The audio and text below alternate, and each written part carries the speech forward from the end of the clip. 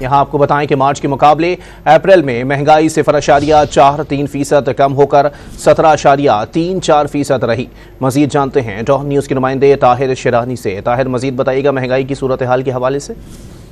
دیکھیے، جو ادارہ شماریات کی جانب سے ماہانہ مہنگائی سے متعلق رپورٹ جاری کی گئی ہے، اس کے مطابق وزارت خزانہ کے توقعات سے بھی مہنگائی کم رہی ہے، کیونکہ وزارت خزانہ نے اپریل کے لیے 18.5 سے 19.5% مہنگائی رہنے کا تخمینہ ظاہر کیا تھا، لیکن مہنگائی 17.34% رہی ہے، جو مارچ میں 20.68% تھی۔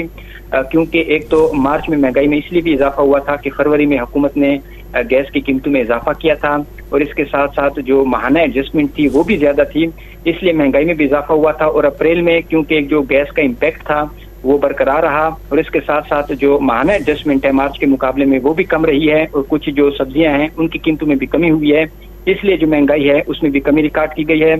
تاہم رواں مالی سال کی جو پہلے 10 ماہ ہیں، جولائی تا اپریل، اس دوران مہنگائی کی جو اوسط شرح ہے وہ 25.97% رہی ہے۔